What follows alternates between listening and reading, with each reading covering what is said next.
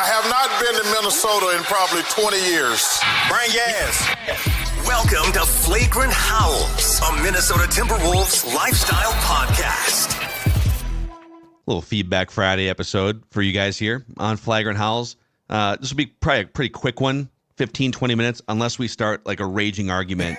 But we'll send you into your weekend here. Huge game for the Wolves tonight, but it's at New York against the Knicks. But Dante DiVincenzo is going to be out with, it's like a toe sprain.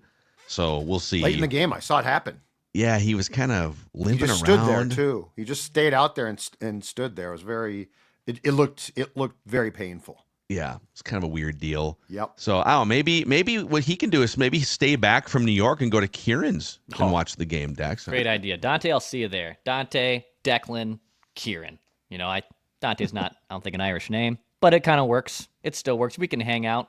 I won't look at your big toe. Don't worry, man. We'll have those DiVincenzo sounds Irish. I don't know what you're talking about. DiVincenzo. I think I always find myself saying it in a very Italian voice. Yes. But the good thing about Kieran's, great pub food, great pours, steps away from Target Center. Go check out Kieran's. Go tell them Flagrant Howls, Purple Daily, however you consume your Score North podcast sent you. Go check out Kieran's, just steps away from Target Center. All right, let's go through some of the feedback here from the week. And I sent this tweet out this morning.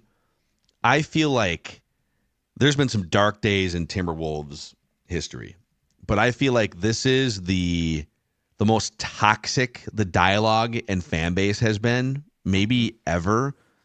You think, well, what about the David Kahn era? That wasn't really the fan base was all in alignment that guy was an idiot and a buffoon general manager, and it was more just like get someone in here to run the team.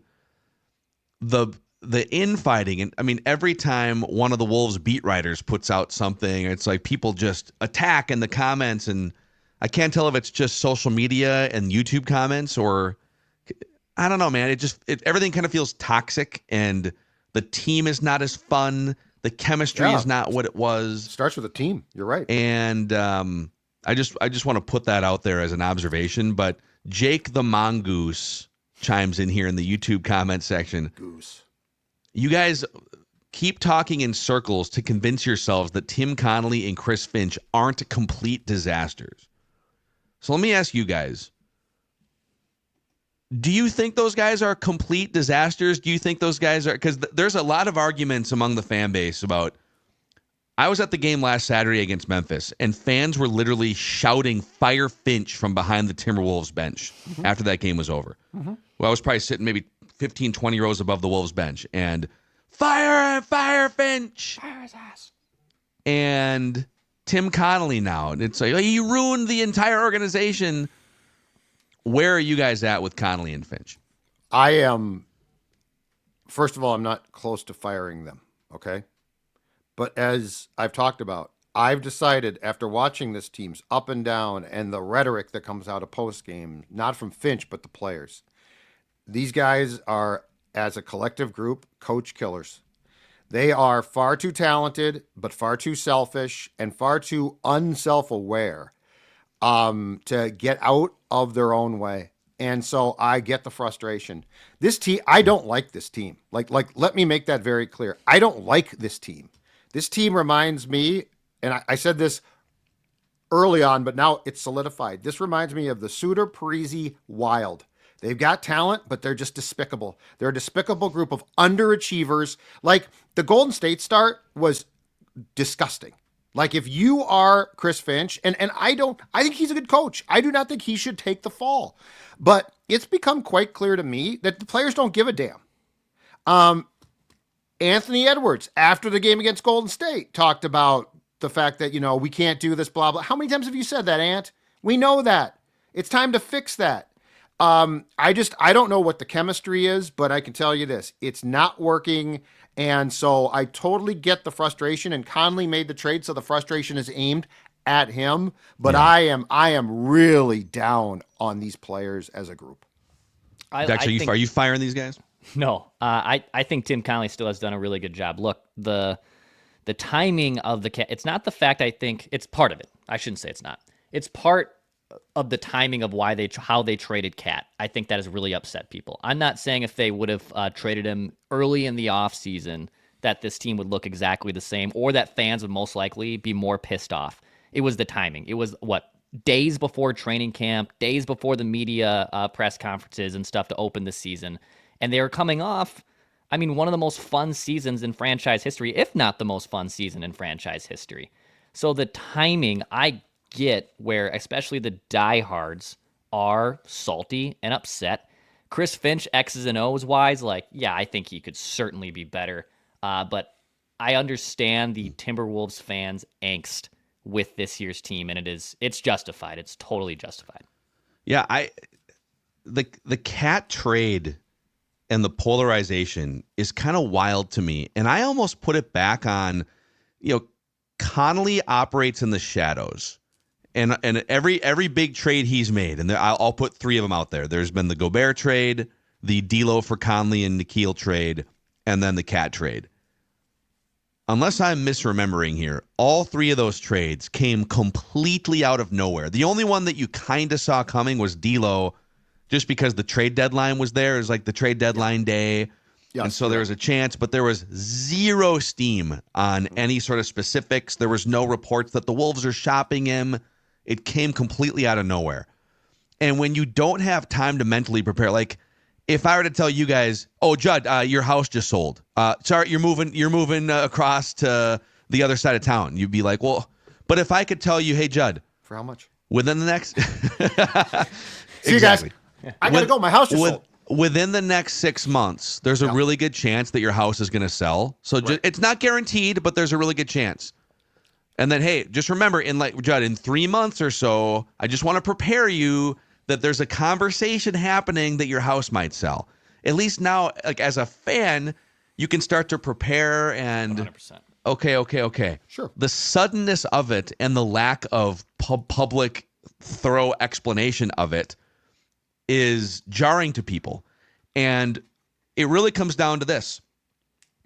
If the Wolves had hung on to Cat, it would be the same team run back again. And Kyle laid this out brilliantly yesterday.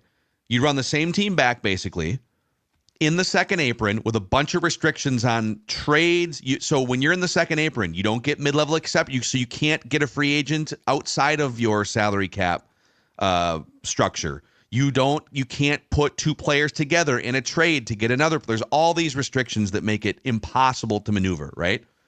So this is the team you're going to go into the season. Well, Conley fell off a cliff.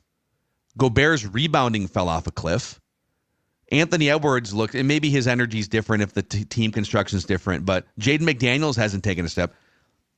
People act like it was a certainty that they were going to be a better team or an equal team to last year. But with Conley's decline and Gobert's decline, they almost certainly would have been maybe in the same position, if not worse record-wise. And then let's carry it to the summer. So next summer, if you hang on to Cat, you go into the summer probably not winning the NBA championship, if we're being fully objective, which is what Tim Connelly had to do last year. Mm-hmm. And you get to the summer with Cat making $50+ million or whatever it is, Nikhil and Naz as free agents, and you have to deal with that, and you can't re-sign Nikhil or Naz with Cat making that much money. Mm-hmm. So now you enter the summer having to figure out, okay, do we trade Cat quickly and then get to a free agency negotiation with these? Like, it would have been impossible to handle all of those things in the same summer. Or you just continue to ride it out with Cat, Ant, a thinning roster that doesn't include Nikhil or Naz Reid, and obviously Dante DiVincenzo, who wouldn't be on the team. Mm-hmm. And then Cat gets older, more injured. His value plummets even more. I mean, that's what they were facing, but the suddenness and the lack of an explanation publicly about the why is jarring to people. But we need to dump on these players. Like, this team is far too talented. They're not professional. They are not a professional. The start of the Golden State game was not professional. They don't give a damn. They don't care. They are a collection without Cat. They're a playoff team, or they damn well should be, and not a play-in team, a playoff team. If you watch their approach, you don't accidentally go through an entire season of win 3, lose 4, win 4, lose 3. That is a lack of preparation. It's me, I need mine. It is an unprofessional approach. And by the way, I am not going to sit here and say, well, Cat wore the captaincy. He did not. My guess is, and this is a pathetic statement that I'm about to make, they miss Kyle Anderson more because he actually held guys accountable. That's not pathetic. But my point is, you don't think of him as the linchpin. But the point is, Chris Finch can only do so much. Tim Connelly might have made a mistake, but this team's not. He didn't trade away Cat for a couple of scrubbinis. So the fact is, this is an unprofessional, unserious team, and I think the players should be dumped on, including Ant. I am so sick of, you can't go out there in the first quarter in a key game against a team that has no one other than like Steph, who's a hell of a player, but I mean, they're without like 4 guys, and you just don't show up? And Excuse me? There's a lot of glaring things at the start of that game, but they clawed their way back into the game and had a chance at the end when Wiggins misses the free throw. And Rudy Gobert is on the team to play defense, protect the rim, and grab key rebounds.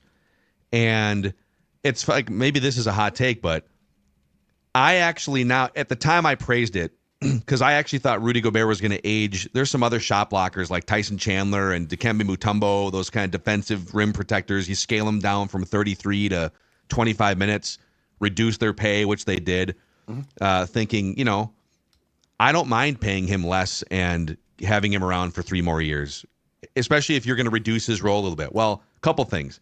One, he is still playing 33 minutes. He's actually playing more minutes per game than he was the first year he got to the Timberwolves. He played 30 minutes a game. Now he's playing 33 minutes. Yeah.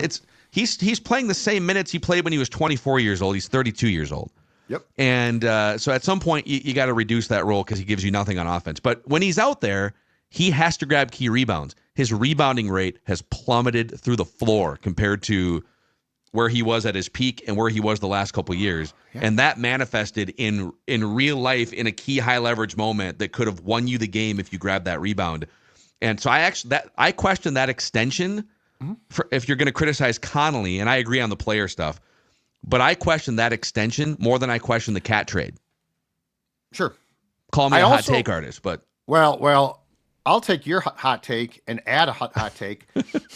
I don't know that Gobert has fallen off as much as he just pouts. If things don't go, he has no ability to adapt if things aren't going like he wants. It's like he thinks he's in the Cub Scouts.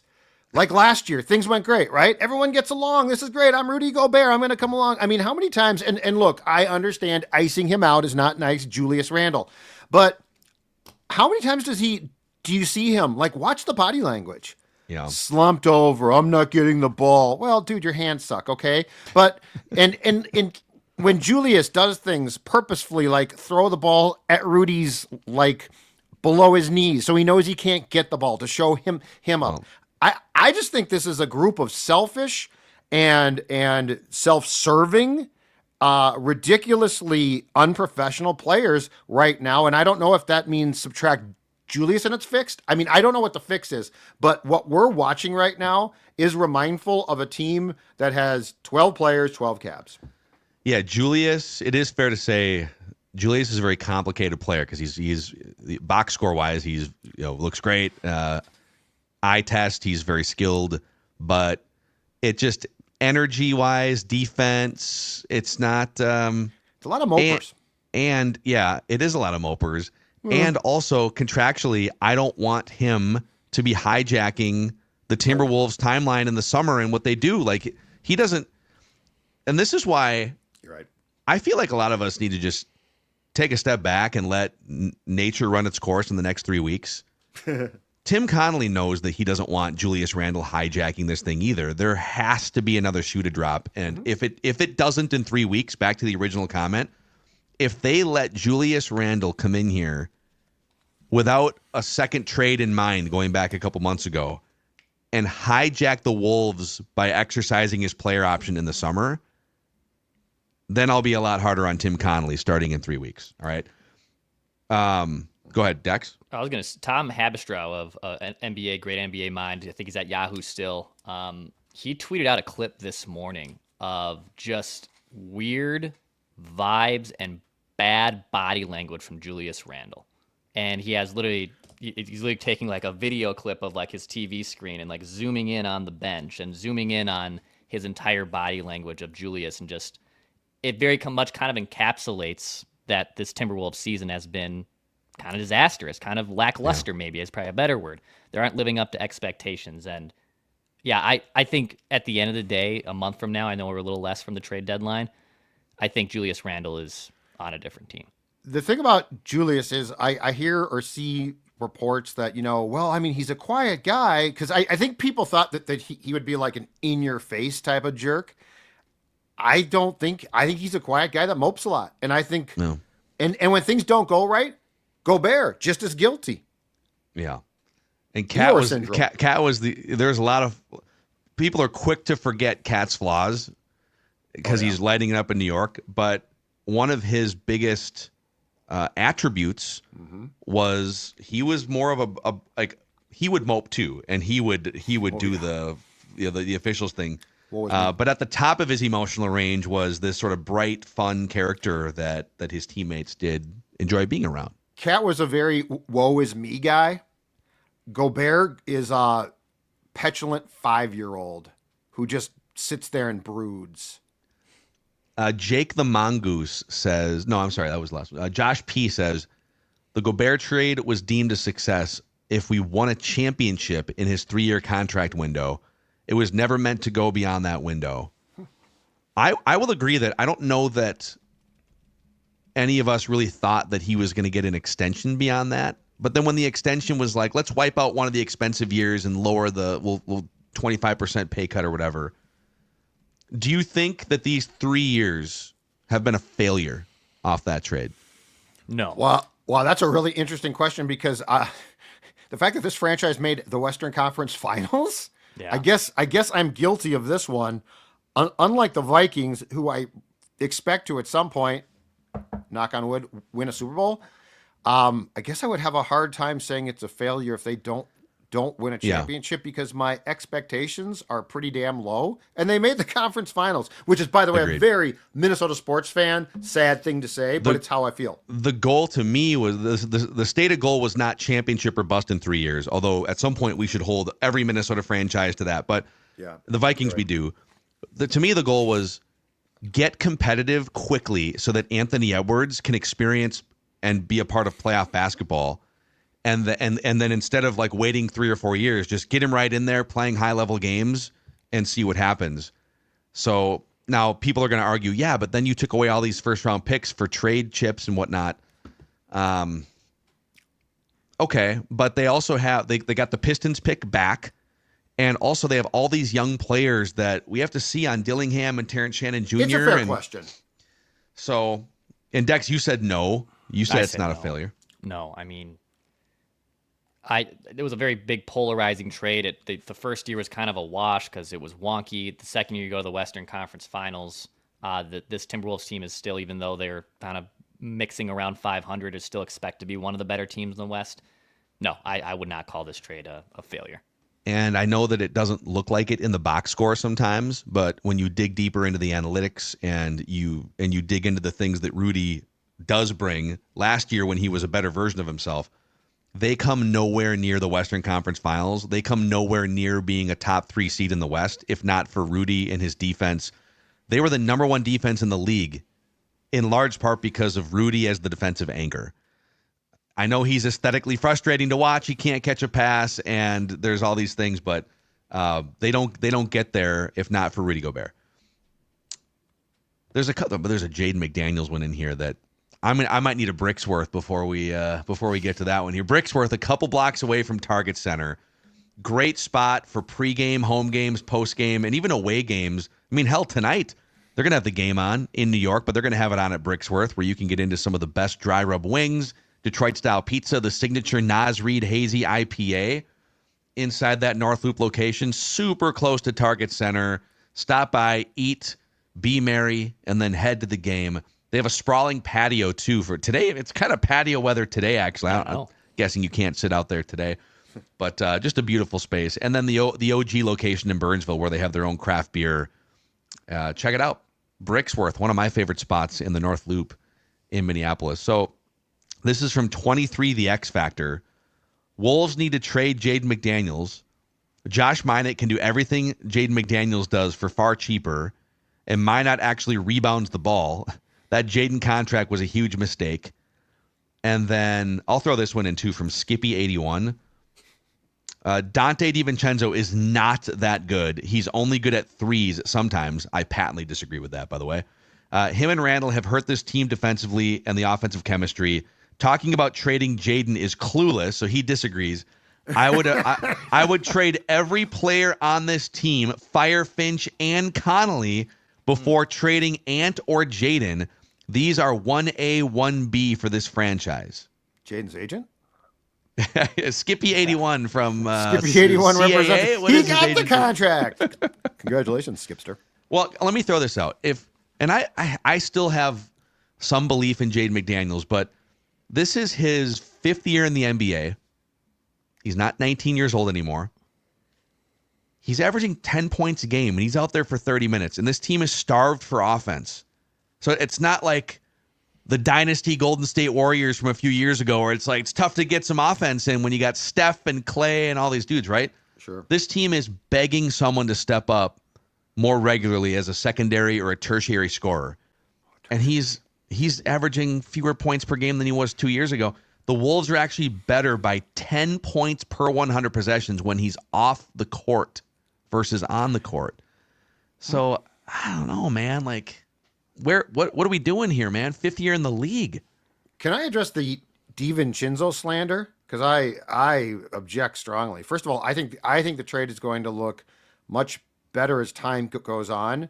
I think Dante, yes, he started off struggling. He got traded. It clearly didn't sit well at first. Lots of things. But the Dante DiVincenzo I've seen the last couple weeks is the guy that you traded for. 100%. I think he is a very nice addition. And before you say all he does is shoot threes, have you watched that dude in like the last week or so rebound at times, go in and get grimy rebounds? Like he is a basketball mucker. If everyone else would have matched his energy against Golden State, they win that game by 15 points. Absolutely. Yeah. So I don't, but I mean, I will not stand for that part of the slander, because I think this guy is going to be a very important part and a very good part of this team for a while. Yeah, the version we've seen of him, that Knicks game was such a wake-up call for a lot of people. I mean, he's sitting out there.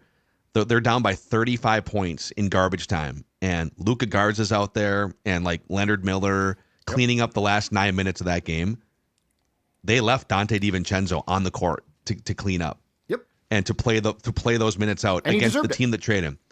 And it was almost, and I know that like you got to put 5 guys out there, so he might have just been the one that drew the short straw, but it did feel like a little bit of a message that, hey, go figure your bleep out, dude. Go sit in this for a little bit. Quit pouting about the trade.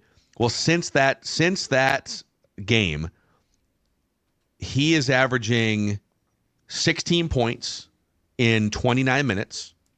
His minutes are even more increased since joining the starting lineup.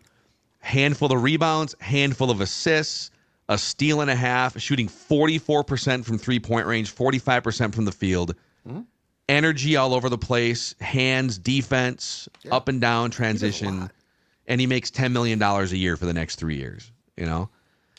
If Jaden played with that level of it, and when you see Jaden, because lately he's been knocking down some more shots, when he turns up the energy and intensity on full blast, he's a great player. But you could say the same about Anthony Edwards. Like Anthony Edwards talks about the bad energy at the start of games. We got to fix that, dude. Well, you just let me hit on get the you a problem. mirror. It is you also at the beginning of these games. Jaden is following victim, excuse me, to the rest of the team. Jaden is clearly a follower. Like he is not, So I'm sorry, but if you see Julius Randle, Rudy, and to your point, and goes through these spurts where I feel like he's like, well, I don't know what my role. Well, dude, just go out and score. That's what your role is, and to bring energy. I think Jaden, not to excuse him, but I really think that he is in some ways a victim of the lack of awareness and lack of give a damn this team has. Yeah. So, all right, there's your feedback Friday here. If you have critiques, comments, questions. If you just want to rip us to shreds Stop because you're doing the mad, show. No one cares anymore, Mackey. hit us up in the Flagrant Howls, the Score North YouTube channel comment section. You can also hit us up, feedback tab in the Score North app. But yeah, this is a Timberwolves lifestyle podcast, and we'll see what happens against those Knickerbockers tonight.